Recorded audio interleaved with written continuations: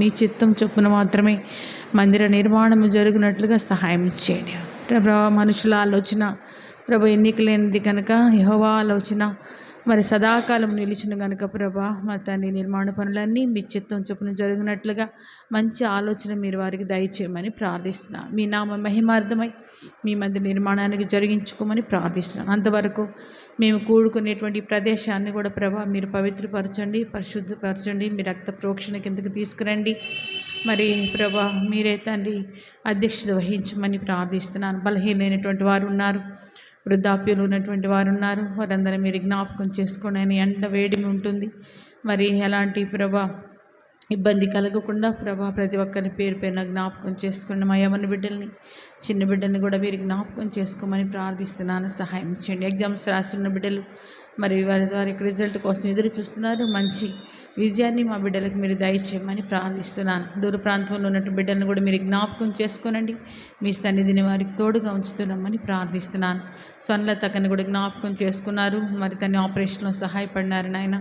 మరి తన ఉన్నటువంటి ఆ నొప్పి నుంచి విడుదల దయచేయండి. సంపూర్ణంగా చక్కగా నడిచి మీ మందిరావరణానికి రాగలిగినట్లుగా సహాయం చేయండి. ఇంకెవరైతే బలహీనతలు మీ వైపు చూస్తున్నారో వారందరినీ మీరు జ్ఞాపకం చేసుకోండి నాయన. అదే సమయంలో జయశ్రీరావు అంకుల్ని నిన్నటి దినం ప్రభా మీరు మహిమలో పీల్చుకున్నారు. గొప్ప దైవజనుడు, మరి ఎంతో గొప్ప పరిచర్య చేస్తున్నాడు నాయన. తండ్రి నీతిమంతులందరూ కొనిపోబడుతున్నారు. మాకు బుద్ధి చెప్పేటువంటి వారు, సరిదిద్దేటువంటి వారు, సక్రమైన క్రమంలో నడిపించేవారు కొనిపోబడుతుండగా ప్రభా మిగిలిన శేషము ప్రభా ఎవరు లేకుండా పోతుండగా ప్రభా మరి తండ్రి మీరు అక్కడ ఎంతో సమీపంగా ఉందని ప్రభా మేము ఎరిగి ఆ ప్రకారంగా మాకు మాదిరించిపోయినటువంటి మరి తను మీ యొక్క దాసుల యొక్క మాదిరిని మేము అనుకరించి నడుచుకున్నట్లుగా మీరు సహాయం చేయమని, ఆ కుటుంబానికి మీరు ఆదరించమని తండ్రి మీరే నెమ్మదిని ప్రభా నిత్య ఆదరణ దయచేటువంటి దేవుడు కనుక కృపలో జ్ఞాపకం చేసుకోమని ప్రార్థిస్తున్నాను. సహాయం చేయండి. దయగల మీ చేతులకు ఈ సమయాన్ని అప్పగించుకొనుచు యేసు ప్రభువారి అది శ్రేష్టమైన నామమున స్తుతించి ప్రార్థిస్తున్నాను తండ్రి, ఆమేన్.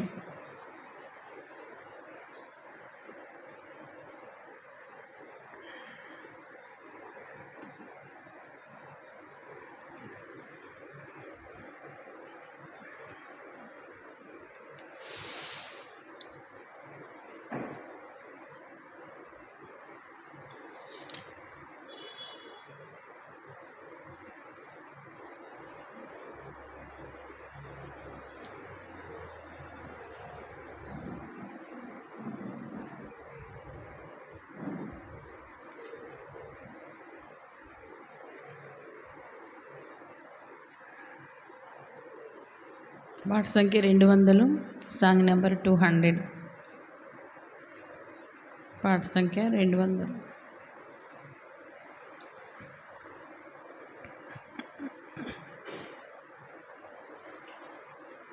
మరికొన్ని పాత ప్రతుల్లో 198, 200, 198. హల్లెలూయా పాడేదా ప్రభు నిన్ను కొనియాడేదా. హల్లెలూయా పాడేదా ప్రభు నిన్ను కొనియాడేదా. అన్ని వేళలయందునా నిన్ను పూజించి కీర్తింతును.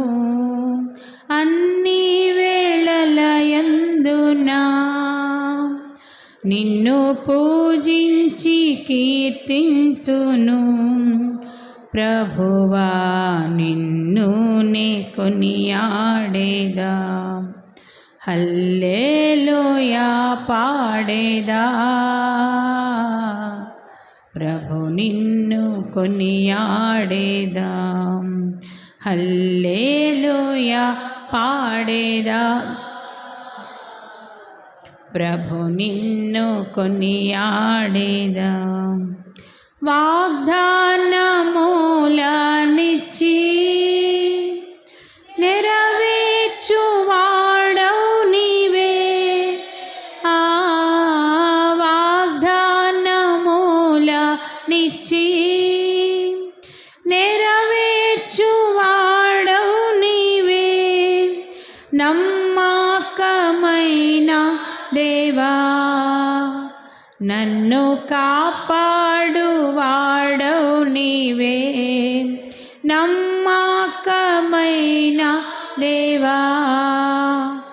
నన్ను కాపాడు వాడవు నీవే ప్రభువా, నిన్ను నే కొనియాడేదా.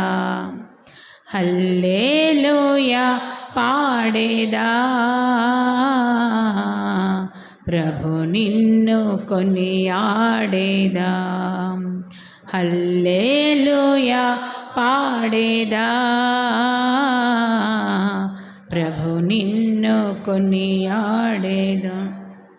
నాదు శత్రువులను పడద్రోయు వాడవు నీవే, నాదు శత్రువుల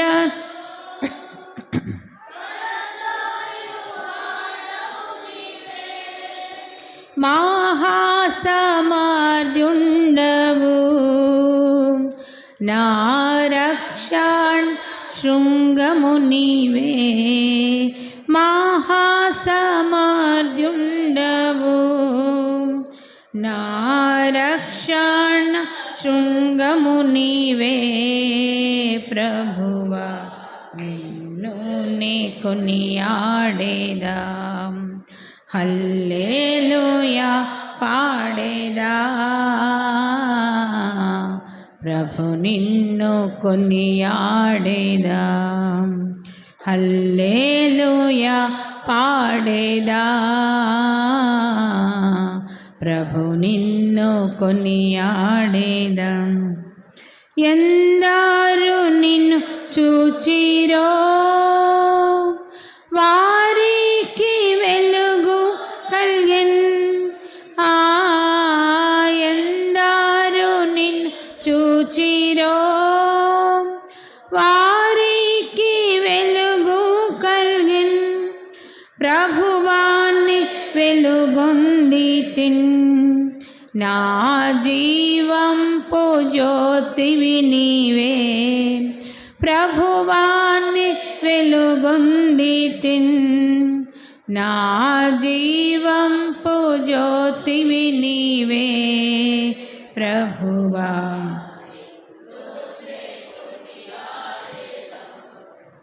హల్లెలూయా పాడేదా, ప్రభు నిన్ను కొనియాడేదన్. హల్లెలూయా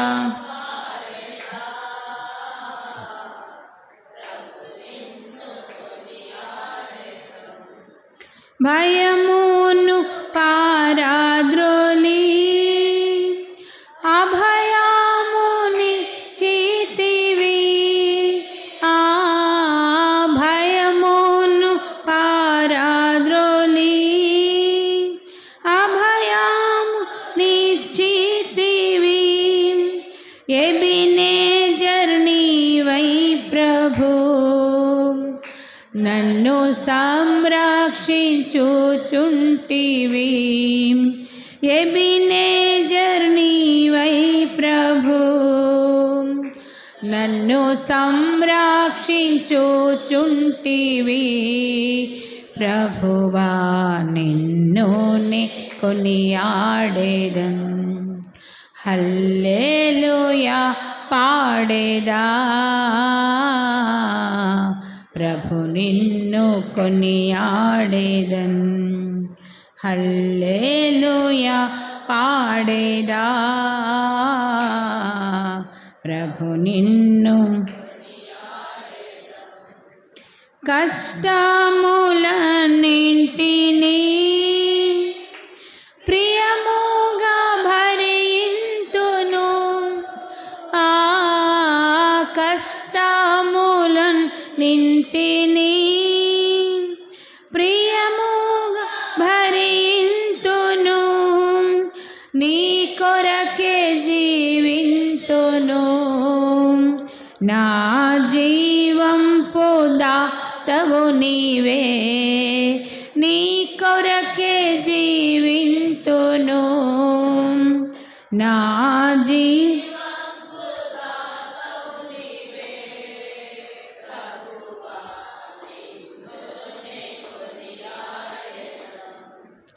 హల్లెలూయా పాడేదా,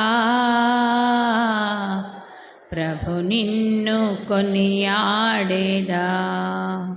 హల్లెలూయా పాడేదా, ప్రభు నిన్ను కొనియాడేదా. ఈ జీవిత యాత్రలో ఏమి సంభవించినా, ఈ జీవిత యాత్రలో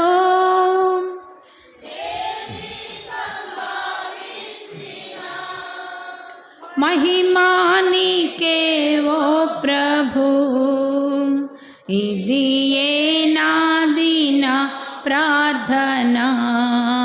మహిమానికే ఓ ప్రభు, ఇది ఏ నాదిన ప్రార్థన. ప్రభువా నిన్ను నే కొనియాడేదను.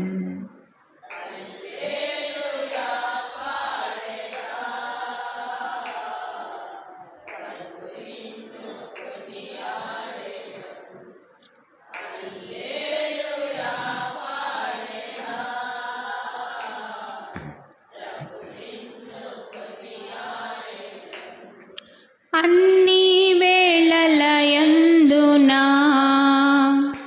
నిన్ను పూజించి కీర్తింతును. అన్ని వేళలయందునా నిన్ను పూజించి కీర్తింతును. ప్రభువా నిన్ను నే కొనియాడేదను. హల్లెలూయా ప్రభు నిన్ను కొనియాడేదన్. హల్లెలూయా పాడేదా, ప్రభు నిన్ను కొనియా.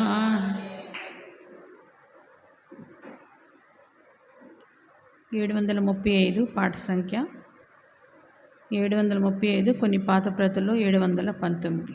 జయశ్రీరామ్ అంకుల్కి ఇష్టమైన పాట ఇది. 735, 719 మొదటి 2 చరణాలు, చివరి చరణం పాడుకుందాం.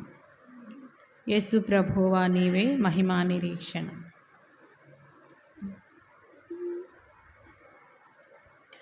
యేసు ప్రభువా నీవే మహిమా నిరీక్షణ.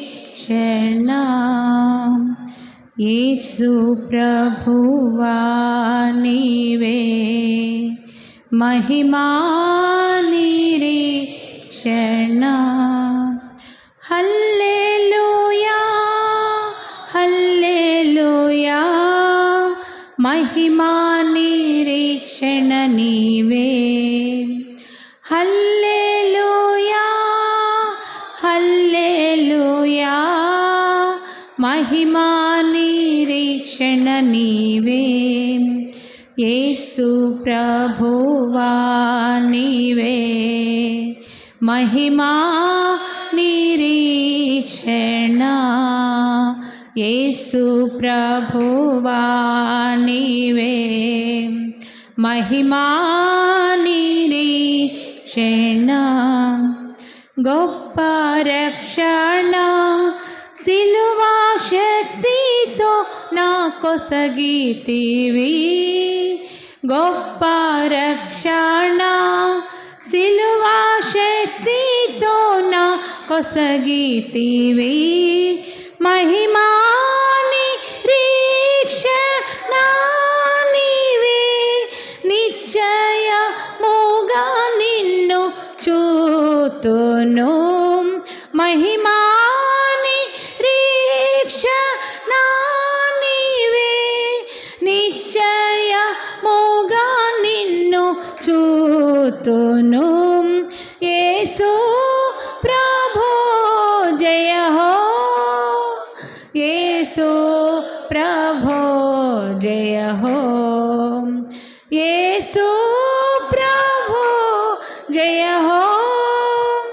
యేసు ప్రభు జయ హో యేసు ప్రభువా నీవే మహిమా నిరీక్షణ యేసు ప్రభువా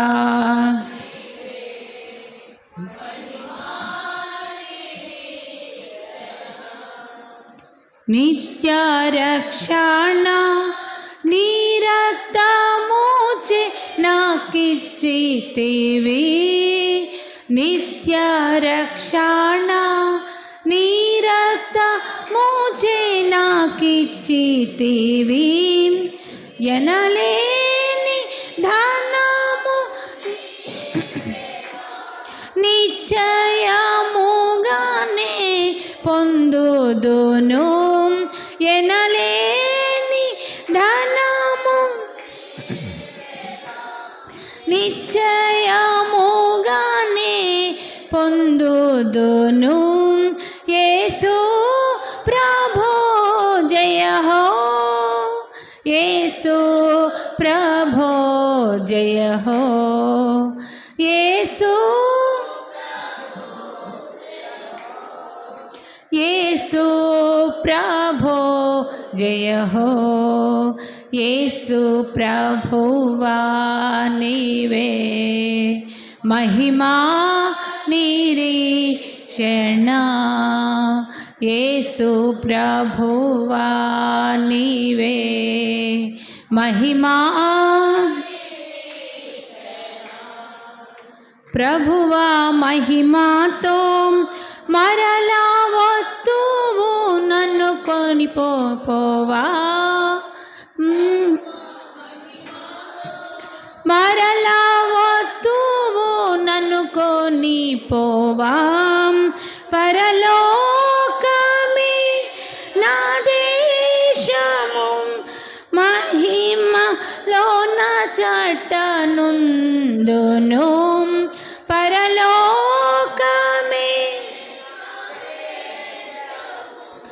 మహిమలో నా చట్టనుందును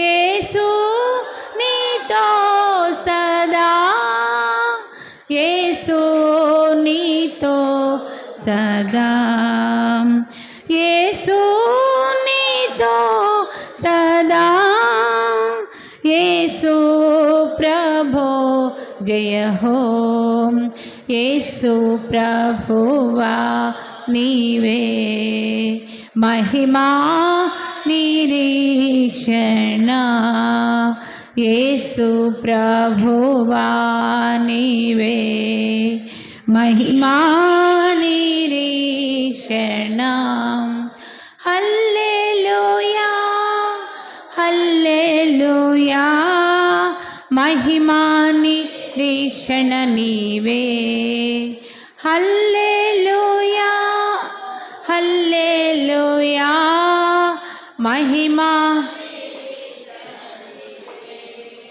యేసు ప్రభువా నీవే మహిమా నిరీక్షణ యేసు ప్రభువా నీవే మహిమా నిరీక్షణ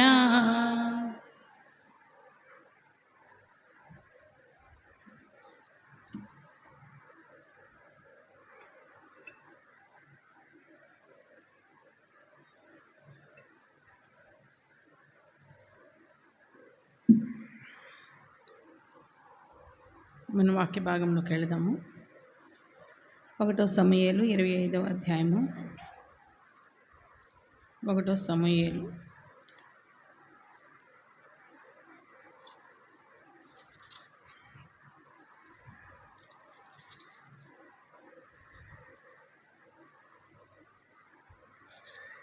25వ అధ్యాయము 2 నుంచి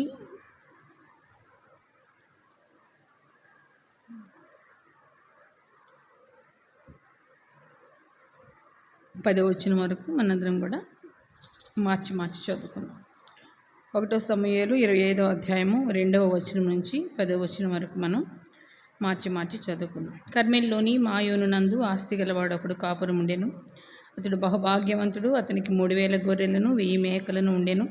అతడు కర్మెలులో తన గొర్రెల బొచ్చు కత్తిరించుటకై పోయి ఉండెను.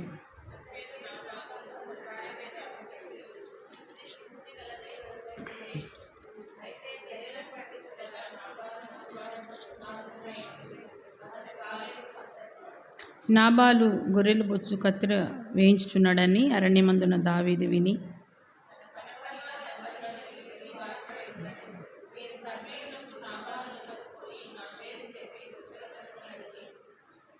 ఆ భాగ్యవంతునితో, నీకును నీ ఇంటికిని నీకు కలిగిన అంతటికిని క్షేమమవునుగా కానీ పలికి ఈ వర్తమానం తెలియజెప్పవలెను.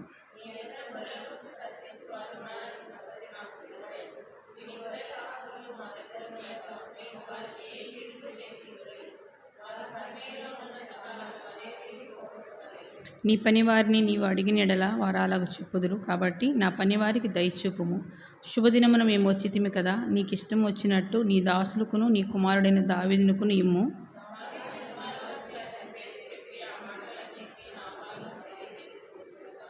నాబాలు, దావీదెవడు, యెషై కుమారుడెవడు? తమ యజమానులను విడిచి పారిపోయిన దాసులు ఇప్పుడు అనేకులున్నారు.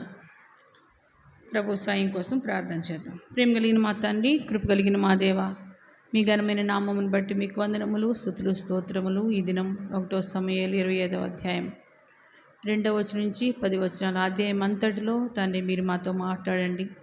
మరి తండ్రి అబీగయలు ద్వారా ప్రభా తండ్రి మీరు మాకుతో మరి కొన్ని విషయములను మాట్లాడి ప్రభా ఆమె ద్వారా మేమేం నేర్చుకోవలెనో, మా జీవితంలో ఏ విధంగా మేము ప్రభా ప్రవర్తించవలెనో మీరు మాతో మాట్లాడుతూ రమ్మని ప్రార్థిస్తున్నాను. నిలబడుతున్న నీ దాసరాలు, అయోగ్యురాలు, అపాత్రురాలు మీ సన్నిధిని నిలిచే భాగ్యం ఇచ్చినందుకే మీకు వందనములు. మీ నోటి బోరుగా నన్ను వాడుకొనండి ప్రభా. మీ యొక్క పరలోక సింహాసనం నుంచి ఆ యొక్క విలువైన మాటలు మీ ప్రియమైన బిడ్డలకు మీరు అందిస్తూ రమ్మని, నన్ను మీ సిలువ చాటున మరుగుపరుస్తూ రమ్మని మీ పరిశుద్ధాత్మ సంచారాన్ని మా మధ్య కోరుకొనుచు యేసు ప్రభా శ్రేష్టమైన నామమున స్తుతించి ప్రార్థిస్తున్నాను తండ్రి, ఆమేన్. చదవబడినటువంటి ఈ యొక్క భాగంలో మనకి మొట్టమొదటి వచనంలో, 2వ వచనంలో, 3వ వచనంలో మనకు ఒక స్త్రీ, ఆమె పేరు, అతని భార్య పేరు అబీగయలు అని చూస్తాము. తర్వాత ఈ అధ్యాయం అంతట్లో కూడా మరి కొన్ని విషయాలు కూడా రాయబడతా వచ్చినాయి. అవి కూడా మనం ముందుకెళ్తున్నప్పుడు చూడడానికి మనం ప్రయత్నం చేద్దాం. ఇక్కడ చూస్తే మనకి ఒక వ్యక్తి మనకి కనిపిస్తూ ఉన్నాడు. కర్మెలులోని మాయోను నందు ఆస్తి గలవాడు, అతడు బహుభాగ్యవంతుడు. ఆ దినాల్లో పశు సంపద ఎక్కువ ఉన్నప్పుడు వారిని భాగ్యవంతులుగా, ధనవంతులుగా పరిగణించేవారు. ఈ దినాల్లో ఆ పశువులనే లేవు అసలు. ఆ దినాల్లో ఎన్ని గొర్రెలు, మేకలు, ఎంత పశు సంపద ఎక్కువగా ఉంటే వారు అంత ధనవంతులుగా పరిగణించబడేటువంటి వారు అన్నమాట. ఈ వ్యక్తి పేరు మనకి నాబాలు అని రాయబడతా వచ్చింది. అతను కాలేబు సంతతి వాడని రాయబడతా వచ్చింది. అయితే ఈ నాబాలు చర్యలను బట్టి చూస్తే అతను ఎలా ఉన్నాడు? మోటువాడు, దుర్మార్గుడు అని రాయబడతా వచ్చింది. మోటువాడు మరియు దుర్మార్గుడు, కఠిన దుర్మార్గుడు అన్నమాట. అయితే ఇలాంటి వ్యక్తికి సుబుద్ధి కలిగిన రూపసి అయిన భార్య ఉందట. ఆ భార్య ఎలాంటిదంట? రూపసి మరియు సుబుద్ధి కలిగినటువంటి భార్య. ఆమె పేరు అబీగయలు. చాలా విచిత్రం కదా. లోకంలో కూడా చాలా సందర్భాల్లో చూస్తే భర్త ఎట్లా ఉంటాడు? కఠినంగా ఉంటే భార్య నెమ్మదిగా ఉంటుంది, భార్య కఠినంగా ఉంటే భర్త నెమ్మదిగా ఉంటారు. లోకంలో మనం చూసినా ఇలాంటి స్థితి మనం చూస్తూ ఉంటాం. అయితే ఇక్కడ మనం గమనించవలసింది ఏంటంటే, ఇట్లాంటి మోటువాడు, దుర్మార్గుడు, కఠినుడైనటువంటి ఇలాంటి వ్యక్తికి మరి సుబుద్ధి కలిగినటువంటి భార్యగా ఉండటం అనేది మనం ఇక్కడ గమనించాలి. అబీగయలు ఎలా ఉందంట? వాళ్ళ వివాహం ఎలా జరిగిందో మరి విచిత్రంగా ఉంది. వీరి యొక్క దాంపత్యం, వివాహం ఎలా జరిగిందో మనకు తెలియదు. ఎవరు తీసుకొచ్చారో ఆ సంబంధం, ఎట్లా పెళ్లి చేసుకున్నారో, ధనాన్ని బట్టి అతనికి ఇచ్చారో, ఏదేమైనప్పటికీ అతను మాత్రం కఠినుడు, దుర్మార్గుడు, మోటువాడు, దైవజనుల్ని తిరస్కారంతో మాట్లాడేటువంటి వ్యక్తి అని మనకి చదివిన భాగాన్ని బట్టి మనకి అర్థమవుతుంది కదా. అయితే తన భర్త మోటువాడైన ఈ దినాల్లో అయితే కొంచెం భర్త ఏమన్నా ఒక్క మాట అంటే ఏమైపోతారు? ఏం చేస్తారు? వెంటనే ఎక్కడికి పోతారు? పుట్టింటికే కదా పోయేది కదా. అమ్మగారి ఇంటికి వెళ్ళిపోయి ఇంకా అట్టన్నాడు ఇట్టన్నాడు, మా అత్త ఎట్ట చేసింది, మా ఆడపడుచు ఎట్ట చేసింది, వాళ్ళ వల్ల నాకు ఆపరివిట్టమైపోయిందని చెప్తారు. ఈమె ఇట్లాంటి మోటువాడు కఠినుడైనటువంటి వ్యక్తి దగ్గర సహించుకుంటూ ప్రేమ కలిగి పేరుకు తగినట్లుగా సంసారం చేస్తున్నటువంటి స్త్రీగా మనకి అబియేలు కనిపిస్తుంది. ఈ నాబాలు ఎట్లాంటివాడంట, ఎవరు చెప్పినా వినడు, ఎవరిని మాట్లాడనీడు, ఇతరులతో నాకు పని లేదు, తన మాటల్లో చేతల్లో మూర్ఖత్వం, మాటి మాటికి నాది నాది నాది నేను ఎందుకు ఇవ్వాలా, నాది ఇట్లా నాది నాది అనేటువంటి మనస్తత్వం ఎవరిది? నాబాలు. అంటే తన్ను తాను ఏం చేస్తాడైనా హెచ్చించుకునేటువంటి స్వభావం ఎవరిలో కనిపిస్తుంది? నాబాల్లో కనిపిస్తుంది. అందుకే చాలా సందర్భాల్లో లోకంలో కూడా దేవుడు మనల్ని అనేక రీతిలో ఆశీర్వదించినప్పుడు కదా, మరి గాలి నీరు అన్నీ డబ్బులు పెట్టి కొనుక్కుంటున్నామా? ఇది డబ్బులు పెట్టే కొనుక్కుంటున్నాముగా, ఫ్యాన్ గాలి కదా. లోకంలో దేవుడు ఉచితంగా ఇచ్చినటువంటి గాలి నీరు పాడి పంటలు కదా. సరే, గొప్ప కాపుదల, అనుగ్రహ, ఐశ్వర్యం, ఉద్యోగం, సంపద, లాభం, ఇట్లా అన్నీ దేవుడు ఇచ్చినప్పుడు మనం ఏమనుకోవాలా? అది నా బలం, నా సామర్థ్యం, నా డబ్బు, నా సమృద్ధి అని ఎప్పుడు కూడా అనుకోకూడదు కదా. అందుకే మనకు బైబిల్ గ్రంథంలో ఒక అతను కనిపిస్తాడు కదా, నా కొట్లు విప్పి గొప్ప వాటిని కట్టించి అందులో నా ధాన్యం అంతటిని సమకూర్చి నా ప్రాణంతో ఏమని చెప్పుకుంటాను అన్నాడు, నా ప్రాణమా తిను తాగు సంతోషించు, అనేక సంవత్సరాలకి సరిపడా నేను. దేవుడేమన్నాడు, వెర్రివాడ ఈ రాత్రే. కాబట్టి మనకి ఏది అనుగ్రహించినా దేవుడు అది కేవలం దేవుని కృప అనేది మనం ఎప్పుడు కూడా కానీ నాబాల్లో ఆ యొక్క అనుభవం కనపడదు కదా. మరి ఈ 5వ అధ్యాయం 3వ వచనంలో మనం చూసినప్పుడు ఈమె ఎలాంటి స్త్రీ అంట? సుబుద్ధి కలిగినటువంటి స్త్రీ కదా. అతని పేరు నాబాలు, అతని భార్య పేరు అబిగైల్. ఈ స్త్రీ సుబుద్ధి సుబుద్ధి గల స్త్రీ, రూపసి కూడా, అంటే అందమైన స్త్రీ. అందానికి తగ్గట్టు ఏముంది? మంచి బుద్ధి. కొంతమందికి అందం ఉంటుంది కానీ ఏముండదు, అహంభావం ఉంటుంది కదా. అందాన్ని చూసుకొని ఐశ్వర్యాన్ని చూసుకొని కొంతమంది అహంభావంతో ఉంటారు. అయితే ఈమెలో మంచి లక్షణం ఉంది. ఆమె అందమైన స్త్రీ, అదే సమయంలో అందానికి తగ్గ ఏముంది? ఆమెకి మంచి బుద్ధి ఉంది అన్నది మనకి ఇక్కడ కనిపిస్తుంది కదా. ఇంత మొరటివానికి దేవుడు సుబుద్ధి గల స్త్రీని భారీగా ఇచ్చాడు. ఇట్లాంటి మోటోడు, కఠినుడు, దుర్మార్గుడు, ఇతరుల తిరస్కారంతో మాట్లాడేటువంటి వాడు, దైవజనుల్ని లెక్క చేయనటువంటి వాడు, ఇలాంటి కఠినుడైనటువంటి వ్యక్తికి దేవుడు ఎట్లాంటి భార్యని ఇచ్చాడు? సుబుద్ధి గల భార్యని ఇచ్చాడు కదా. అందుకే సామెతలు 18వ అధ్యాయము 2వ వచనంలో చూడండి. సామెతలు 18:22.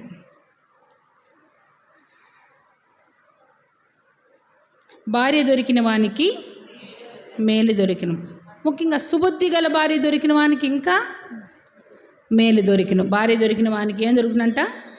ఈ దినాల్లో స్త్రీలు మరి సతాయించే స్త్రీలను చూస్తుంటాం కదా. చాలామంది వస్తూ ఉంటారు, సతాయిస్తారు.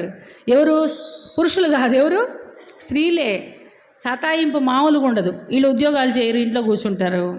ఇంట్లో కూర్చొని ఏం చేస్తుంటారు? నాకు అది కావాలి, ఇది కావాలి, ఇది తెచ్చావా లేదా, సతాయించే స్త్రీలు. భార్య దొరికిన వానికి మేలు దొరికిను. ఇట్లాంటి వాళ్ళు ఉంటే తేలు దొరికిన అనుకోవచ్చు కదా. ఆ తేలు ఏం చేస్తుంటే కొరికింది అనుకో, ఏంది పరిస్థితి? ఇంకా అదంతా మంటే, ఇంకా జీవితంలో మంటే. కానీ వాక్యంలో చాలా స్పష్టంగా రాయబడింది, భార్య దొరికిన వాళ్ళకి మేలు దొరికినటువంటి విధంగా ఆ వ్యక్తి ఏమవ్వాలా? ఫీల్ అవ్వాలా, అనుభవించాలి కదా. అయితే ఈ అబిగయలు చాలా సుబుద్ధి కలిగినది. దావీదు గురించి కూడా ఒక మాట ఉంది కదా, సౌలు పంపిన చోటుకల్లా దావీదు వెళ్ళి సుబుద్ధి కలిగి పని చేసుకొని వచ్చాడని చెప్పి ఉంటుంది కదా. దావీదు కూడా ఎలాంటి వాడంట? సుబుద్ధి కలిగి ఆయన పంపిన చోట్లకెల్లా పోయి మరి అందుకే సౌలు దావీదుని యోధులందరి మీద నాయకుడిగా ఉంచాడు కదా. నిజంగా మనం కూడా అబిగయలు వలె సుబుద్ధి కలిగి పని చేస్తూ వస్తే మనం కూడా మనం పనిచేసే స్థలంలో, ప్రయాణం చేసే స్థలంలో, నీ ఇంటిలో, నీ సంఘంలో, ఎక్కడున్నా కూడా దేవుడు ఏం చేస్తాడంట? అనేకమైన వాటి మీద నిన్ను నాయకునిగా ఉంచుతాడు. 18వ అధ్యాయం 14వ వచనం చూడండి. 18, 14. 18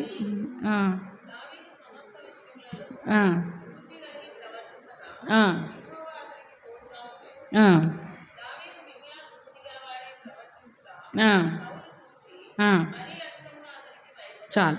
నిజంగా సుబుద్ధి కలిగి మంచి బుద్ధి కలిగి ఉంటే గనక సౌలు అంతటోడే దావీదుని చూసి ఏమయ్యాడంట? భయపడ్డాడు. నిజంగా మనకు అలాంటి మంచి బుద్ధి కనుక ఉంటే మనకు దేవుడు తోడుగా ఉంటాడు. నీ సత్ప్రవర్తన చూసి బయట వారు కూడా ఏం చేస్తాడు? భయపడేటువంటి విధం. అందుకే 1వ రాజులు 2వ అధ్యాయం 9వ వచనంలో దావీదు తన కుమారుడైన సొలొమోనుతో నీవు సుబుద్ధి గలవాడు గనక అని ఉంటుంది ఒక మాట చూడండి. 1 రాజులు 2:9. 1 రాజులు 2వ అధ్యాయము 9వ వచనం.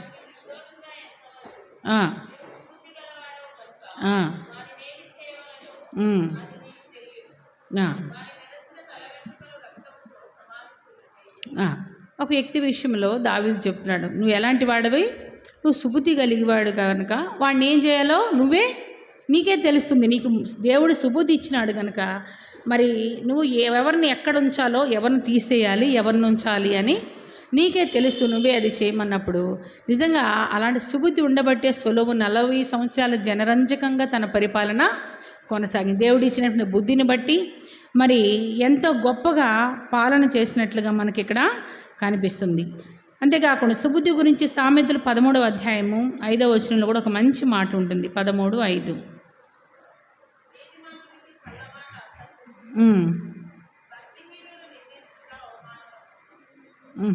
18:5 చూడండి. 18:5.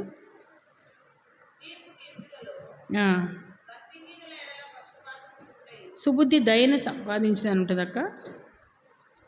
13:5 కాదా?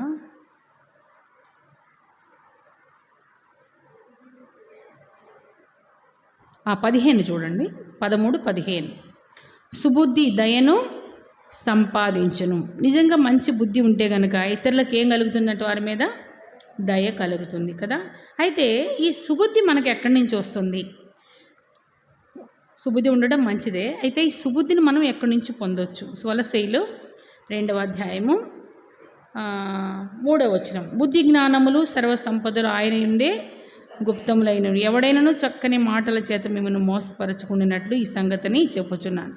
బుద్ధి జ్ఞానములు సర్వసంపదలు ఎవరి దగ్గర ఉన్నాయంట? ఆయన యందే గుప్తములై ఉన్నాయి. కాబట్టి మనకు బుద్ధి కలగాలంటే, అంటే మన కుటుంబాన్ని చక్కగా దిద్దేటువంటి సుబుద్ధి, మన బిడ్డలు సరైన మార్గంలో నిలిపేటువంటి సుబుద్ధి మనకు కావాలంటే ఆయన యందు గుప్తములైనటువంటి వాటిని మనం ఏం చేయాలా? మనం పొందడానికి మనం ప్రయత్నం చేయాలా కదా. మరి అందచందాలు ఎన్ని ఉన్నా, మరి అందలాల మీద కూర్చున్నా, ధనమున్నా, కనక వస్తు వాహన సర్వసంపదలు ఎన్ని ఉన్నా కూడా సుబుద్ధి కలిగినటువంటి భార్య ఇంటిలో లేకపోతే ఆ ఇల్లు ఎలా ఉంటుంది? నరకమే. సుబుద్ధి లేనటువంటి భార్య ఇంట్లో ఉంటే ఎలా ఉంటుందంటే ఆ ఇల్లంతా, ఇంటి వాతావరణం అంతా ఏమైపోతుంది? కలుషితం అయిపోతుంది. కాబట్టి సుబుద్ధి కలిగినటువంటి విధానంలో మరి అబీగేలుకలే ఉండాలని దేవుడి దినం మనతో మాట్లాడుతున్నాడు. అందుకే సామెతలు 19వ అధ్యాయము 4వ వచనం ఒక మంచి మాట ఉంది. సామెతలు 19వ అధ్యాయము 4వ వచనంలో, ధనము గలగానికి స్నేహితులు అధిముగా ఉండును. అవన్నీ తప్పులు రాసుకున్నాను. 14 అనుకుంటా చూడండి. గృహమును విత్తమును పితరులు ఇచ్చిన స్వాస్థ్యము, సుబుద్ధి గల భార్య యెహోవా యొక్క దానము. పితరులు ఇచ్చిన స్వాస్థ్యం ఏంటంటే గృహము, విత్తము, ఇవన్నీ పితరులు ఇచ్చిన స్వాస్థ్యం అయితే ఒక వ్యక్తికి సుబుద్ధి గల భార్య రావడం మాత్రం అది యెహోవా యొక్క దానమే. మనం ఎన్నో ఎంక్వైరీలు చేస్తాం. ఆళ్ళని అడిగి ఏళ్ళని అడిగి పెళ్లి చేసుకునేటప్పుడు మరి అటు 7 తరాలు ఇటు 7 తరాలు చూడాలని చెప్తారు కదా. లోకంలో అన్నీ ఎంక్వైరీ చేసి పెళ్లి చేస్తాం కదా. పెళ్లి చేసుకున్న తర్వాత వాళ్ళు సక్రమంగా ఉంటారా? అది సొంత ఆలోచన అయితే కాదు. నిజంగా సుబుద్ధి కలిగిన భార్య దొరకడం యెహోవా దానం. ఇప్పుడు ఈ దినాల్లో చూస్తూ ఉంటుంటే పరిస్థితులు ఎంత దారుణంగా, నిజంగా దేవుని రాకడా ఎంత అంటే ఒకరిని చంపడం చాలా ఈజీగా ఉంది మనుషులకి. ఒక భార్యని చంపడం ఒక భర్తకి ఎట్లా ఉందంటే చాలా ఈజీ అయిపోతుంది కదా. అప్పుడు దాకా మాట్లాడింది, లోపలికి వెళితే వాడు ఒంటి చేతులతో ఎట్ట చంపేస్తాడు అమ్మాయిని, తెల్లవారేసరికి చంపేస్తాడు. అంటే ఒక మనిషిని చంపడం ఎంత తేలిగ్గా ఉంది ఈ దినాలు. ఎంత అంత్య దినముల్లో అపాయకరమైన కాలంలో మనం చూస్తున్నప్పుడు ఇతడు ఈ పని చేశాడా? ఇద్దరు మేకలు కాసుకునేవాళ్ళు అంట. అది నేను న్యూస్లో పేపర్లో చూసాను. ఇద్దరు ఏం చేస్తారు? మేకలు కాసుకుంటారు. వాళ్ళ స్థితి చూడండి. వాళ్ళు ఏంటి? మేకలు కాసుకునేవాళ్ళు. ఈమె ఇంకొక వ్యక్తితోటి అక్రమ సంబంధం పెట్టుకుంది. ఈమెకి 2 బిడ్డలు. ఆ భర్త అది కనిపెట్టి ఆమెను ఏం చేస్తున్నాడు? తాగి వచ్చి బాగా నువ్వు ఇట్లా తప్పు చేసావు, నువ్వు తప్పుడు పని చేసావు అని ఆమెని బాగా విసిగిస్తున్నాడు. ఒకరోజు ఇట్లనే వచ్చి విసిగిస్తూ ఉంటే ఆమె ఏం చేసిందో తెలుసా? మేకలు కాసుకునే ఆవిడ అతన్ని చంపేసి వాళ్ళ ఇంట్లో గోతి తీసి పాతిపెట్టింది. 3 రోజుల క్రితం న్యూస్ అది.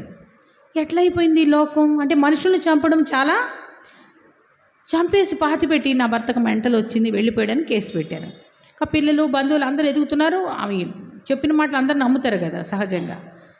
కొన్నాళ్ళ తర్వాత ఒక వారం తర్వాత వాళ్ళ కూతురు ఏదో తప్పు చేస్తే ఈవిడ అమ్మాయి 7th క్లాస్ చదువుతుందంట. మీ నాన్న చంపినట్టు నిన్ను కూడా చంపేస్తా ఏమనుకున్నావు అంద. నోరు జారింది. ఆ అమ్మాయికి డౌట్ వచ్చింది. ఇంకా ఎవరికి? కూతురికి డౌట్ వచ్చింది. కూతురికి డౌట్ వచ్చి చెప్పేసి వాళ్ళ పోలీసులు వాళ్ళ విధానంలో వాళ్ళు ట్రీట్ చేస్తారు కదా, చేసేలకి మా ఇంట్లోనే పాతి పెట్టాను. ఎట్లా ఎడిపోతున్న లోకం? మనిషిని చంపడం హత్య దేవుని దృష్టిలో ఏంటది? ఎట్లా అయిపోతుంది ఈ లోకం కదా. నిజంగా సుబుద్ధి కలిగినటువంటి భార్య యెహోవా యొక్క దానమని మనం చెప్పవచ్చు. సరే, ఈమెలో ఉన్న మొట్టమొదటి లక్షణం అబీగయల్లో ఈమె సుబుద్ధి కలిగినటువంటి స్త్రీ. మరలా 1 సమూయేలు 25వ అధ్యాయము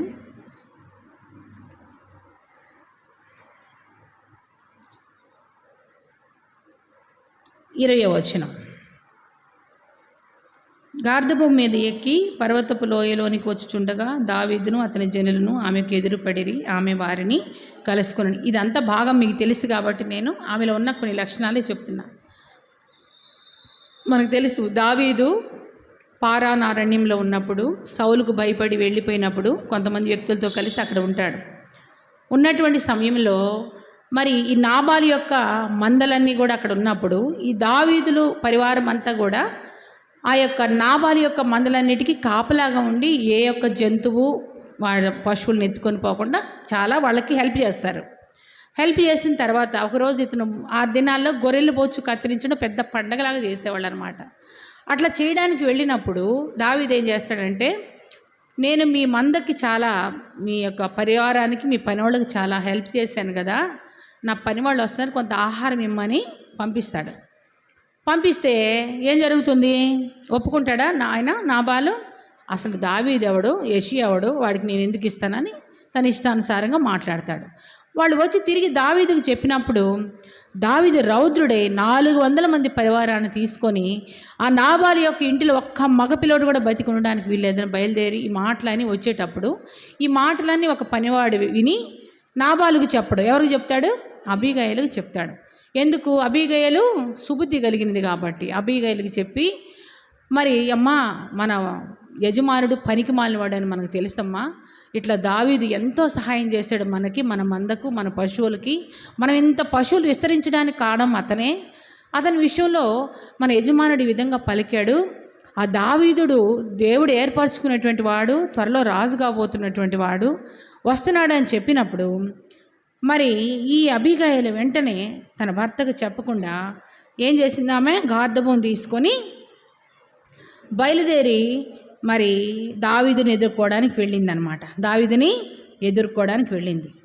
ఒక స్త్రీ, ఒక వ్యక్తి 400 మంది కత్తులు తీసుకొని వస్తున్న వ్యక్తుల్ని ఎదురు వెళ్ళడం అంటే సామాన్య విషయమా? ఎంత ధైర్యం ఉండాలి కదా. కాబట్టి అబీగయల్లో 2వ లక్షణం ఏమిటంటే ఆమె ధైర్యం కలిగినటువంటి స్త్రీ. మొట్టమొదటి ఆమె సుబుద్ధి కలిగిన స్త్రీ, రెండవదిగా ఆమె ధైర్యం కలిగినటువంటి స్త్రీ కదా. మరి దావీదు నాబాలు నొద్దకి, మరి ఆ స్టోరీ అంతా మనకు తెలుసు. అప్పుడు ఈమె ఏం చేసిందంటే అబీగయలు వెంటనే నాబాలుతో ఏం చెప్పకుండా అనేక రకాల తినుబండారాలు, ఆహారం, మాంసం, పండ్లు తీసుకొని బయలుదేరి ఆగ్రహంతో బయలుదేరినటువంటి దావీదు పక్కన ఉన్నటువంటి 400 మంది పరివారాన్ని ఆమె ఏం చేసిందంట? శాంతపరిచినట్లుగా మనకి ఇక్కడ కనిపిస్తుంది. ఎంత సాహసం ఉండాలండి ఒక స్త్రీ అంతమంది వ్యక్తుల్ని మరి ఏర్పరచబడినటువంటి పనివారు దావీదు దగ్గర ఉన్న వారిని కలుసుకొని వెళ్ళడానికి ఆమె ఎంత ధైర్యం చేస్తుందో మనకి ఇక్కడ అందుకే మనకి సామెతల గ్రంథం 28వ అధ్యాయం 1వ వచనంలో ఒక మంచి మాట మనం చూస్తాం. సామెతలు 28:1 ఏముంది అక్కడ?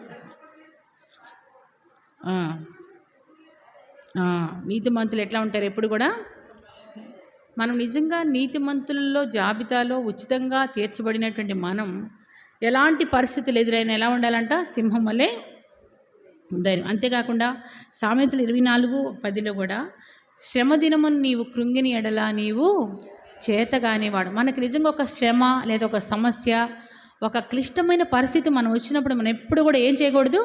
అస్సలు కృంగిపోకూడదు.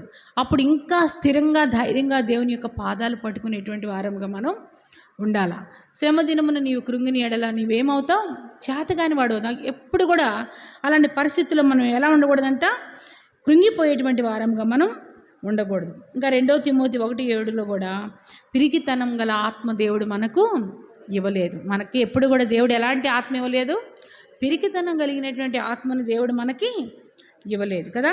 మరి కాబట్టి అబీగయలు మరి ఇట్లా వస్తున్నాడు, చంపేస్తాడంట, ఒక్క మగపిల్లను కూడా బ్రతకనివ్వడంటే పనివాడు చెప్పగానే అయ్యో బాబోయ్ మా ఆయన చచ్చిపోతున్నాడు, మా పనివాడు చనిపోతున్నాడు, మా ఇంట్లో ఉన్నట్టు మగపిల్లలందరూ చనిపోతున్నాడు, ఏడుస్తా కూర్చుందా?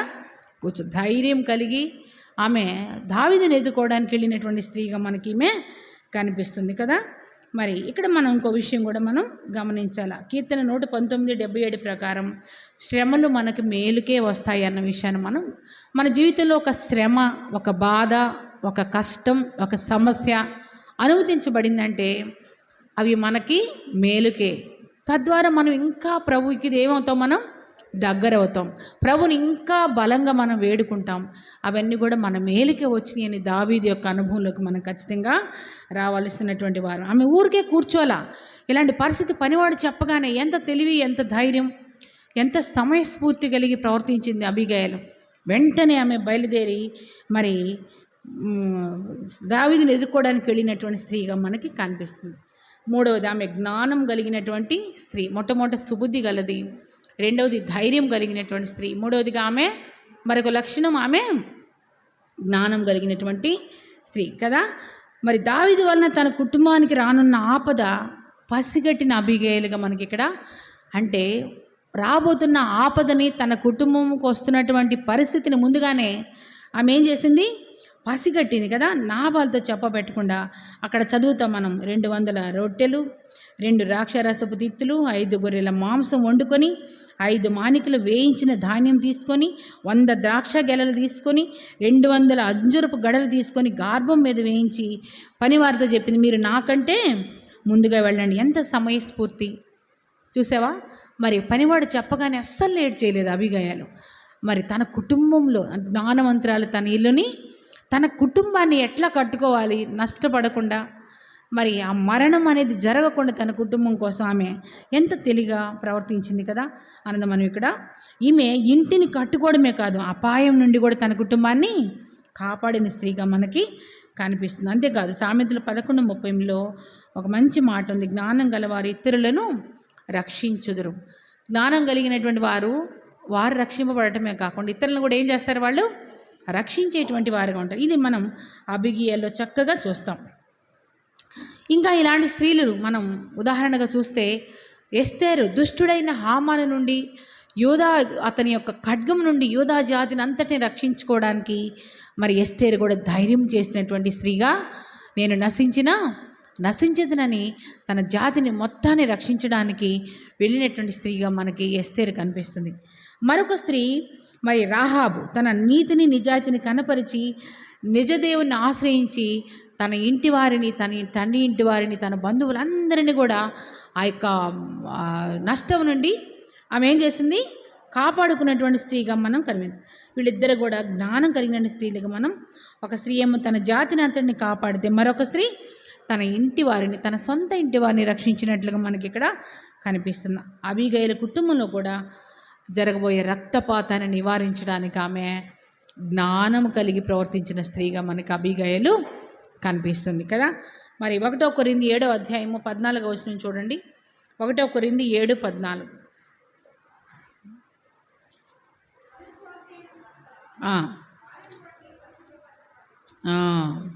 అవిశ్వాసి అయినటువంటి భర్త భార్యను బట్టి ఏం చేస్తాడంట?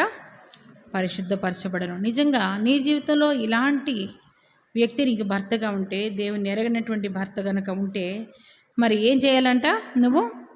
నువ్వు నీ యొక్క విశ్వాసితను బట్టి, నువ్వు నిజంగా విశ్వాసురాలు అయితే, అవిశ్వాసి అయినటువంటి భర్త నిన్ను బట్టి ఏమవ్వాలా?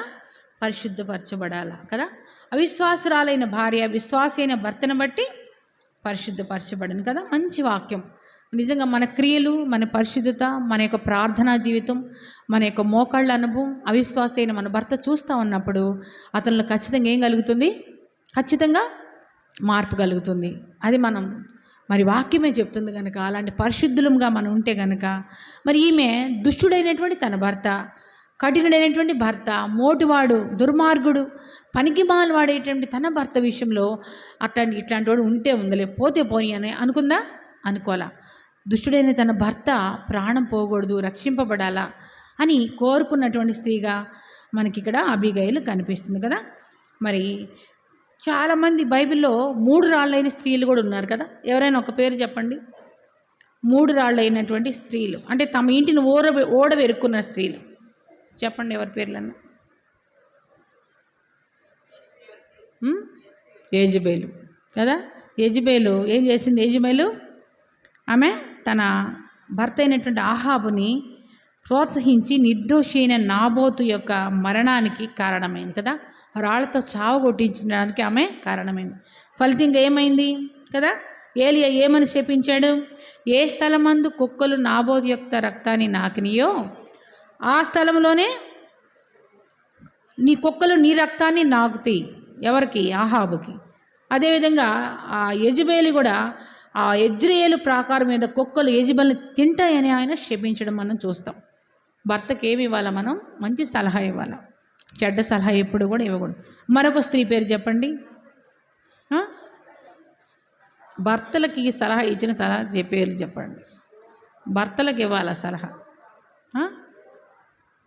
భార్య నష్టపోవాలా, కుటుంబం ఆ సలహా ఇచ్చి 3 రాళ్ళు తన ఇంటిని ఓడబెరుక్కున్నటువంటి వ్యక్తులు కావాలి. అననీయ, సప్పీరా ఇద్దరు మరణించారు. ఇంకెవరు లేరా? శారా, వాళ్ళ కుటుంబం అబ్రహాం అన్ని విషయంలో ఆశీర్వదింపబడునని ఉంది. అట్లా కాదు, ఆ భార్య ఇచ్చిన సలహా వల్ల ఆ కుటుంబం ఏమైపోవాలా? 3 రాళ్ళు తన ఇంటిని ఓడబెరిగినది నెరవేర్చబడి. హామాను భార్య అయినటువంటి జెరుషు ఏం సలహా ఇచ్చింది? మొర్దెకైని ఉరిదీద్దాము, ఏం చెయ్యి, 40 అడుగుల ఎత్తులో ఉరికొయ్యమని సలహా ఇచ్చింది తన భర్తకి. ఏమైంది? తన భర్త తన బిడ్డలు ఏమైపోయారు? దాంట్లో 3 రాళ్ళు కొంతమంది తన ఇంటిని ఓడబెరుకున్నటువంటి స్త్రీలు అనమాట వీళ్ళు కదా. మరి ఇలా మనం ఉండకూడదు కదా. దేవుని బిడ్డల జోలికి ముఖ్యంగా మరి ఆడవారి జోక్యం ఆ కుటుంబాన్ని ఏం చేస్తుంది? నాశనం చేస్తుంది. ముఖ్యంగా దేవుని బిడ్డల విషయంలో కదా. మరి ఎప్పుడు కూడా చెడ్డ సలహాలు ఇచ్చేటువంటి వారికి ఎప్పుడు కూడా మనం ఉండకూడదు కదా. మరి అబీగయలు జ్ఞానంతో తన ఇల్లును కట్టుకుంది, జ్ఞానంతో ప్రవర్తించి కుటుంబాన్ని కాపాడుకుంది. స్త్రీలు కుటుంబ క్షేమం కోసం ప్రార్థించాలా, ప్రతి సమస్యను ప్రభు సన్నిధిలో పెట్టేటువంటి వారుగా ఉండాలా, జ్ఞానయుక్తంగా దేవుని జ్ఞానాన్ని పొందుకొని సమస్యను పరిష్కరించుకునేటువంటి వారుగా ఉండాలా. అబీగయలు ఈ విషయంలో మనకు మాదిరిగా ఉంది కదా. చెడ్డ సలహాలు ఇచ్చేటువంటి వారిగా మనం ఎప్పుడు కూడా ఉండకూడదు కదా. మరి ముఖ్యంగా అక్కడ మొర్దెకై దేవుని యొక్క నియమాలు తూచి తప్పకుండా పడిన దైవ సేవకుడు, దేవుని సేవించేటువంటి వాడు. అతని విషయంలో ఈమె ఏదో చేయాలనుకుంది, ఏమైంది? నష్టపోయింది. తర్వాత నాబోతు కూడా పిత్రార్జితం, నాకు ధర్మశాస్త్రంలో పిత్రార్జితం ఎప్పుడు కూడా ఇతరులకు అమ్మివేయకూడదు, నా పిత్రార్జితాన్ని నేను ఎందుకు ఇస్తానని ధర్మశాస్త్రానికి అనుగుణంగా మాట్లాడినట్టు నాబోతు విషయంలో ఈ యెజబెలు కూడా ఏం చేసింది? చెడ్డ సలహా తన భర్తను ప్రేరేపించింది కదా. మనం ఎప్పుడు దైవజనుల విషయంలో, దేవుని బిడ్డల విషయంలో చెడ్డ సలహాలు ఇచ్చి వారికి ఏదో నష్టం చేయాలనుకున్నప్పుడు ఎవరు నష్టపోతారు? సలహా ఇచ్చిన వాళ్ళే. ఎవరు తీసిన గోతిలో వాళ్ళే పడతారు. గొయ్యి తవ్వారు ఎవరి కోసం? మొర్దెకై కోసం. ఎవరు తీయబడ్డారు? తవ్వినోడే తీయబడ్డాడు. కాబట్టి ఈ విషయంలో మనం అలా ఉండకూడదు కదా. మరి అబీగయలు అలా లేదు, తన భర్త క్షేమాన్ని కోరుకునేటువంటి స్త్రీగా మనకి ఈమె కనిపిస్తుంది. తర్వాత సమయస్ఫూర్తి గల అబీగయలు మరొక లక్షణం ఈమెలో. ఆమె ఎలా ఉందంట? అంటే స్పాంటేనియస్గా సమస్యకు పరిష్కారం తీసుకునేటువంటి కేపబిలిటీ, కుటుంబాన్ని నడిపేటువంటి లేకపోతే కుటుంబాన్ని కట్టేటువంటి స్త్రీకి ఉండవలసిన ఇంకొక లక్షణం. ఒక సమస్య మన కుటుంబంలో వచ్చింది, మన బిడ్డల ద్వారా కానీ, మన భర్త ద్వారా కానీ, మన బంధువుల ద్వారా కానీ నేను సమస్య మనం వచ్చినప్పుడు స్పాంటేనియస్గా సమయస్ఫూర్తిగా దేవుని జ్ఞానంతో సమస్యను పరిష్కరించే స్త్రీలముగా మనం ఉండాలి. ఇది మనం అబీగయలు ద్వారా నేర్చుకోవచ్చు కదా. మరి తన భర్త మాటల వల్ల, నాబాలు మాట్లాడిన మాటల వల్ల దావీదు అవమానపరచబడ్డాడని తెలుసుకున్నప్పుడు ఆమె ఏం అంటుంది, దావీదు ఎదురుపడగానే పాదములు పట్టుకొని, ఈ దోషం నా దోషంగా, తన భర్త దుర్మార్గుడు, ఓన్లీ అయ్యా నేనే చచ్చిపోతున్నాను, చంపేసే అందా.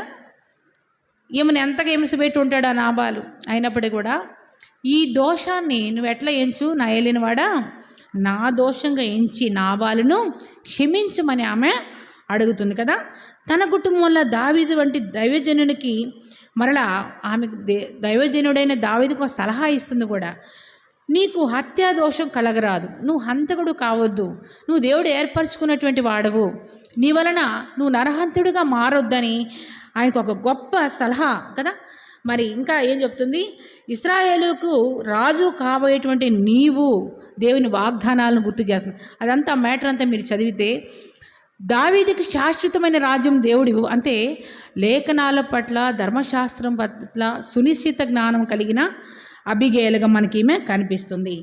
నా ఏలిన వాడవగు నీవు, ఆయన నీకు శాశ్వతమైన సంతతినిస్తాడు.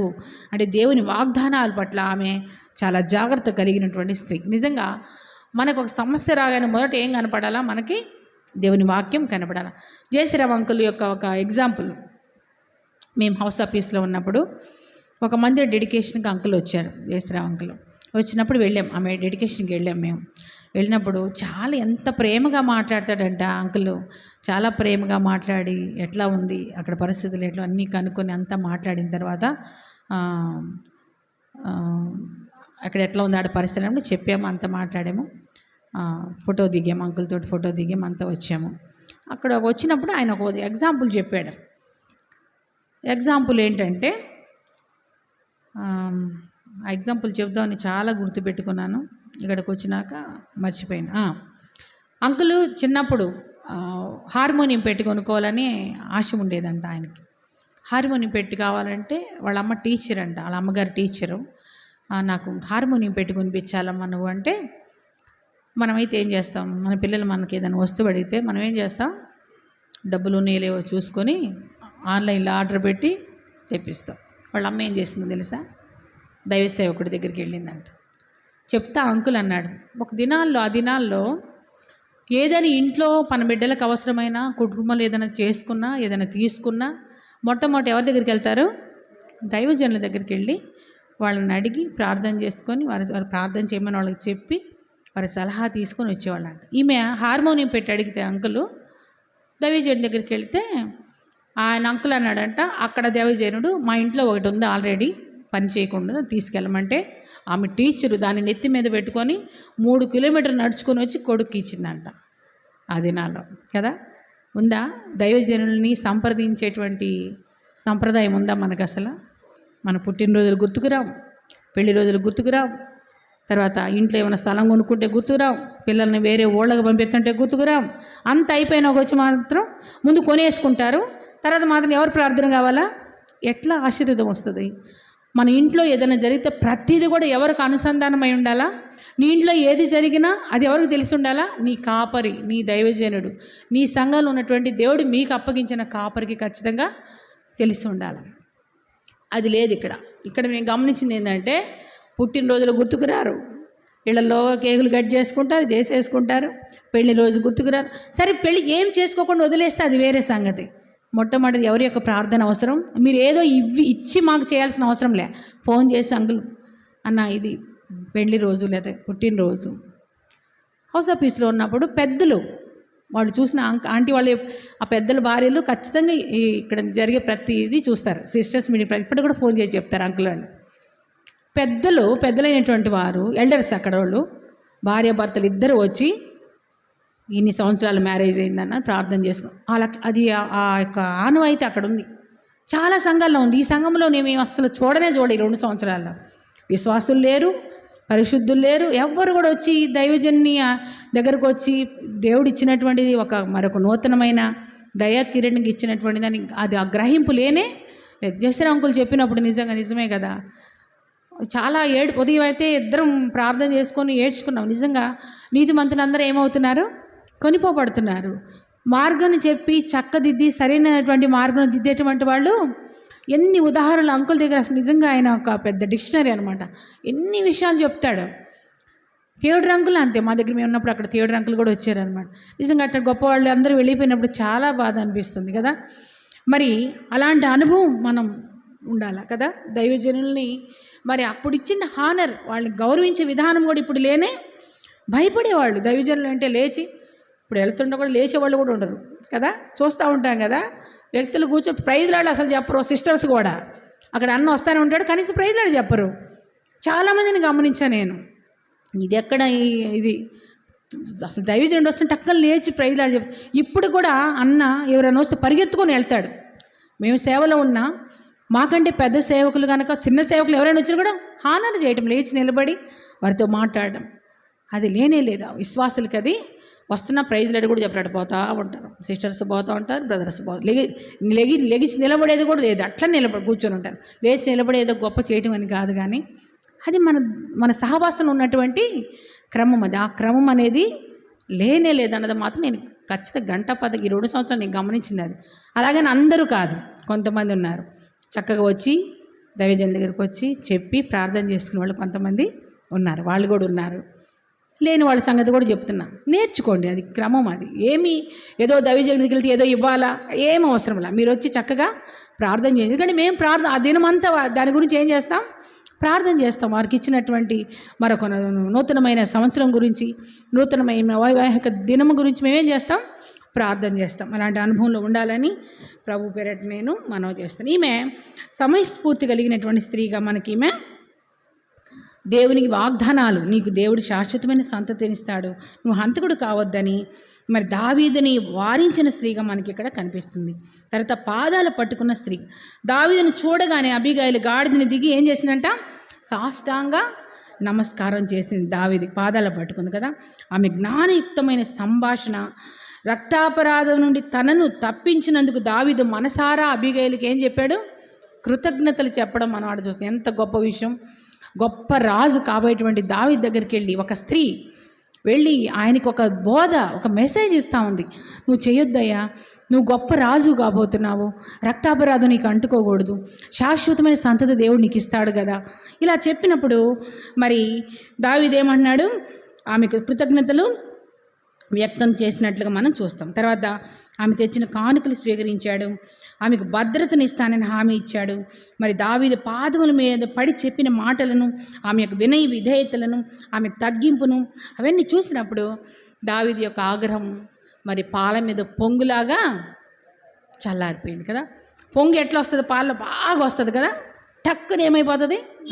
ఈమె యొక్క సంభాషణ ఎప్పుడైతే జ్ఞానయుక్తమైన సంభాషణ అబిగేలు దావీదుతో మాట్లాడుతూ వచ్చిందో, అప్పటిదాకా నాబాల్ని ఏదో చేయాలని బయలుదేరినటువంటి దావీదు యొక్క కోపం అంతా కూడా, అందుకే మృదువైన మాట కోపమును, ఆమె మృదువుగా జ్ఞానయుక్తంగా చాలా తగ్గించుకొని వినయంగా విధేయత కలిగి ఎప్పుడైతే దావీదు మాట్లాడిందో ఆయన ఎంతగానో ఆనందపడినట్లుగా మనం చూస్తాం. అంతేకాదు అక్కడ ఆమె ఒక మాట అంటుంది, యెహోవా నీకు మేలుని చేసిన తర్వాత నన్ను జ్ఞాపకం చేసుకో. దావీదుతో ఒక అష్యూరెన్స్ తీసుకుంది ఆమె.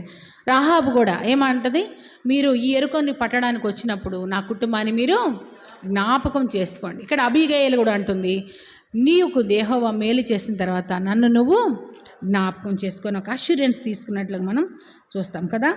మరి అట్లనే దొంగ కూడా సిలువలో ఉన్నప్పుడు యేసు ప్రభువుతో అదే మాట అంటాడు కదా, యేసు నీవు నీ రాజ్యంలోనికి వచ్చినప్పుడు నన్ను జ్ఞాపకం చేసుకో కదా. మరి ఇలాంటి అనుభవంలో మనం ఖచ్చితంగా ఉండాలి కదా.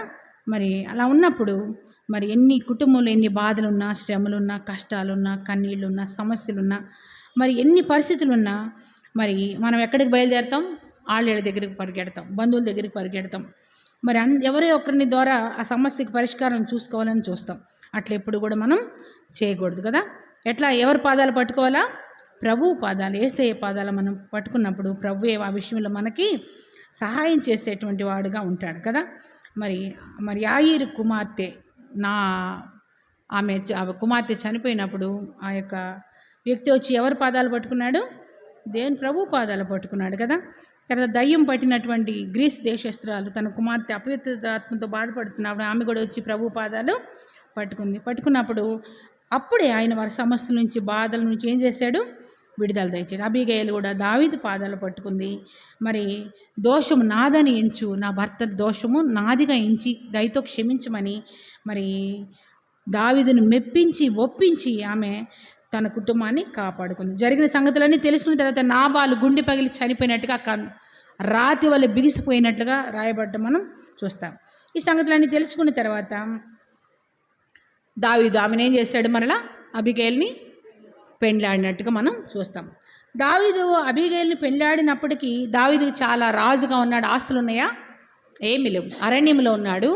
ఆ అరణ్యంలో కొంతమంది వ్యక్తులతోటి ఉన్నాడు. అయితే ఈమె ఎంత ఉన్నతమైనటువంటి లోక సంబంధమైన ఆస్తులు ఉన్నప్పటికీ కూడా ఎప్పుడైతే దావీదు కబురు పంపాడో మారు మాట్లాడకుండా దావీదుకు భారీగా ఆమె వచ్చినట్లుగా, అంటే అప్పుడు దాకా మొరటివాడు మూర్ఖుడైన వ్యక్తికి భారీగా ఉంది, ఇప్పుడు ప్రియమైన వ్యక్తికి భారీగా ఆమె రావడం మనం చూస్తాం కదా. అంటే దీన్ని బట్టి పగను చల్లార్చిన అబీగయలు, దావీదు దైవజనుడని గుర్తించిన అబీగయలు, దైవ నిర్ణయాన్ని అంగీకరించిన అబీగయలు. ఆ పెండ్లి విషయంలో దైవ నిర్ణయాన్ని ఆమె అంగీకరించింది కదా. దేవుని ఏర్పాటు వలన దేవుని సేవకునికి పాలిభాగస్త్రాలుగా మనం అబీగయలు కావడం మనం చూస్తాం.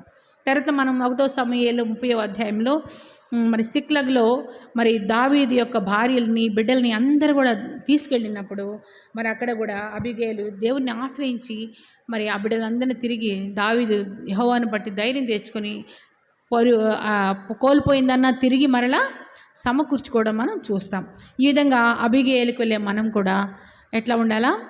సుబుద్ధి కలిగినటువంటి వారంగా ఉండాలా, ధైర్యం కలిగినటువంటి స్త్రీలంగా ఉండాలా, జ్ఞానం కలిగినటువంటి స్త్రీలంగా ఉండాలా, సమయస్ఫూర్తిగా మరి దేవుని యొక్క పాదాలు పట్టుకునేటువంటి స్త్రీలముగా ఉండాలా. ఇలాంటి అనుభవంలో మనం వచ్చినప్పుడు మన కుటుంబాన్ని మనం ఏం చేయగలం? చక్కగా మనకి ఏమైనా సమస్యలు మరి కష్టాలు క్లిష్టమైన పరిస్థితులు వచ్చినప్పుడు మరి శ్రమ దినమున నీవు కృంగిని ఎడల నీవు చేతగాని వాడు అవదు కనుక ఏం చేయాలి? ఆ సమయంలో ప్రభు పాదాలు పట్టుకోవాలి. సరైనటువంటి జ్ఞానంతో నిర్ణయం తీసుకోవడానికి కావాల్సిన సమయోచితమైన జ్ఞానాన్ని దేవుని యొద్ద మనం పొందుకునేటువంటి స్త్రీలముగా ఉండాలా. అంతేకాదు ప్రతి విషయం మందు దైవజనుల్ని ఆశ్రయించి మరి వారి ద్వారా కొన్ని సలహాలు తీసుకొని తమ కుటుంబంలో ఏ పరిస్థితి అయినా, అది స్థలాలు కొనుక్కోవడం కానీ, పెళ్ళిళ్ళు చేసుకోవడం కానీ, ఇల్లు కట్టుకోవడం కానీ, ఏదైనా కూడా ప్రార్థన పూర్వకంగా ముందుకెళ్ళినప్పుడు మనం కూడా మరి ప్రభు మన యొక్క ప్రతి విషయంలో తోడుగా ఉంటాడని మన దేవుడు అబీగయలు ద్వారా మనతో మాట్లాడుతూ వచ్చాడు. ప్రార్థించండి. ఒక అరగంట, ఒక 4 ప్రార్థనలు ఉంటే మనం ముగించుకుందాం. మరి మందిరం యొక్క మరి పరిచర్యల కోసం మరి నియామక కూడికలన్నీ కూడా సరైన స్థలంలో జరపడినట్లుగా అవతల షెడ్ కూడా మరి తగిన సమయానికి అది ఏర్పాటు చేయడానికి ఆ యొక్క పనివారికి దేవుడు మంచి నైపుణ్యం ఇచ్చినట్లుగా ప్రార్థన జ్ఞాపకం చేసుకోనండి. నిర్మాణ పనులన్నింటిలో కూడా ప్రభు హస్తాన్ని మనం మరి చూచినట్లుగా మరి చక్కగా ఎలాంటి అవాంతరాలు అభ్యంతరాలు రాకుండా జరిగినట్లుగా ప్రార్థన జ్ఞాపకం చేసుకోనండి.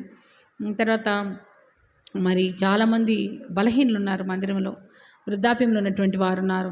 ఎండ వేడిమితో మరి అన్ని విషయాల్లో కూడా దేవుడు సహాయం చేయనట్లుగా మరి దీర్ఘకాలిక వ్యాధిగ్రస్తులు, క్యాన్సర్తో, పక్షవాతంతో, మరి కీళ్ళ నొప్పులతో, కాళ్ళ నొప్పులతో, మరి సోరియాసిస్ తోటి బాధపడుతున్న వారందరూ ఉన్నారు. వారందరూ కూడా జ్ఞాపకం చేసుకోండి. స్వర్ణలతకు కూడా 2 కాళ్ళు ఆపరేషన్ చేయడానికి దేవుడు సహాయం చేశాడు.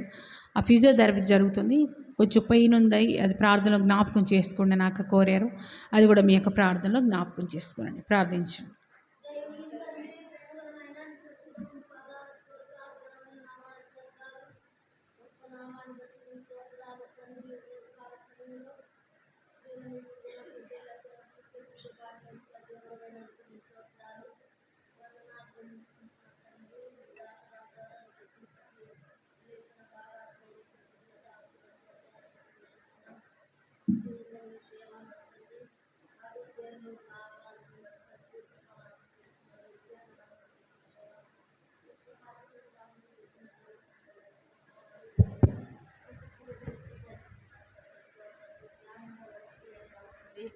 నాయన మరి తండ్రి ప్రభా నీకు స్తుతి స్తోత్రాలు వందనాలు చెల్లించుకుంటున్నా తండ్రి. మరి నాయన ధైర్యశాలని మాట్లాడుతూ వచ్చినావు తండ్రి, నీకు స్తోత్రాలు. అట్టి సుబుద్ధి నాలో లేదని ఒప్పుకుంటున్నా తండ్రి, అట్లా జ్ఞానవంతురాలు కాదని ఒప్పుకుంటున్నా తండ్రి, ధైర్యశాలిని కాదని ఒప్పుకుంటున్నా తండ్రి. నాయన దయతో క్షమించు, అట్లా ధైర్యము అట్లా సుబుద్ధి నాయనా తండ్రి అంత జ్ఞానము, అంత ధైర్యము మరి తండ్రి, నా శక్తి నా భక్తి ఏమాత్రం లేదని ఒప్పుకుంటున్నా. దయతో క్షమించుము, మన్నించుము. అబీగైలు వలె మరి తండ్రి సుబుద్ధి కలిగి జీవించడానికి కృపని, దేవా తండ్రి జ్ఞానం కలిగి నడుచుకోవడానికి కృపని, దేవా ధైర్యంతో సాగడానికి సాయం చేయి. ఇతరులను మరి తండ్రి ఆదరించేదానిగా మరి తండ్రి సహాయం చేయి తండ్రి. నాయన నా తండ్రి, నీ యవన రక్తంతో నన్ను ఆత్మాంతరంగము, నా తలంపులు, మాటలు, క్రియా ప్రవర్తన తండ్రి అన్నీ వెరిగిన దేవుడవు, దేవానికి స్తోత్రాలు. నైనా దయతో క్షమించి మన్నించి రక్తంతో నన్ను కడుగు, పవిత్రపరచు, పరిశుద్ధపరచు, నూతనపరచు. అబీగైలు వలె మరి తండ్రి, ఎస్తేరు వలె మరి తండ్రి, నాయన మరి తండ్రి అట్టి జీవితము నాకు దయచేయమని ప్రార్థిస్తున్నా తండ్రి. అనేక మందికి ఆదరణ సేవం పొందేదానిగా మరి తండ్రి సహాయం చేయమని ప్రార్థన చేస్తున్నా తండ్రి. కనికరించుము, కృప చూపించు. మహిమలు దేవానికి స్తోత్రాలు. నాయన గొప్ప దేవా, మరి ప్రార్థించిన మేరకు కోరుకుని మరి నాయన నా తండ్రి ఈ సమయం మరి తండ్రి ప్రభా మందిర నిర్మాణ విషయంలో నీ దగ్గరికి వచ్చున్న ప్రభానికి స్తోత్రాలు.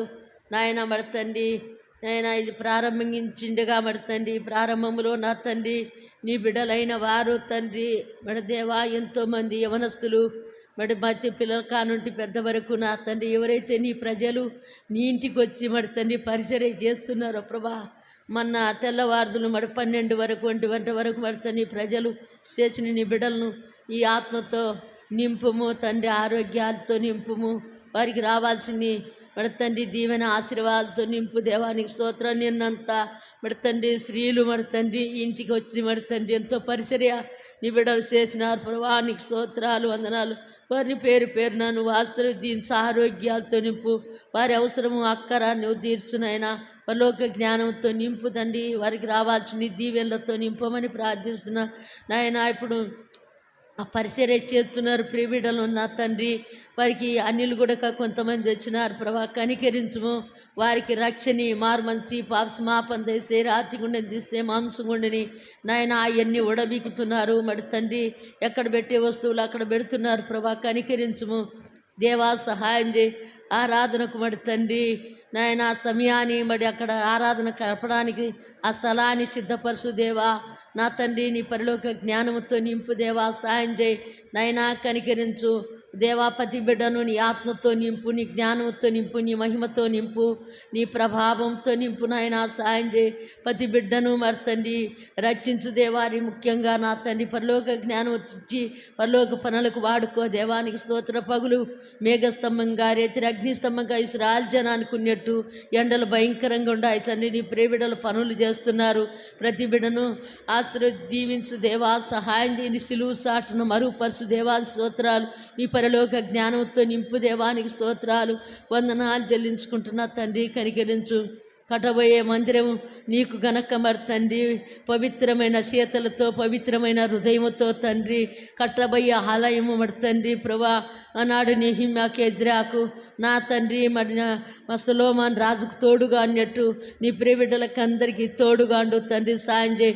సేవకులు పెద్దలు పరిచారకులతో కూడా నువ్వు మాట్లాడు దేవా. నీ పరలోక జ్ఞానంతో నింపు. వారి పరిచర్య వాళ్ళ ఆలోచనలు మరి నీ తలంపులతో నింపు. నీ ఆలోచనలతో నింపు నాయన. నీ పరలోక జ్ఞానంతో నింపి వారి పరిచర్య చేసేటి కూడా నైనా సహాయం చేయ. వారి ప్రార్థన ఆత్మను విజ్ఞాపనాత్మను వాళ్ళకు కూడా కుమ్మరించు దేవా. నీ జ్ఞానంతో నింపి పెద్దలను నీ జ్ఞానంతో నింపి పరిచర్య చేయించు తండ్రి. సహాయం చేయి నైనా. నీ వస్తువు నాయన చిన్నది కానీ పెద్దది కానీ తండ్రి నాయన ప్రతి ఒక్క వస్తువును దీవించు తండ్రి.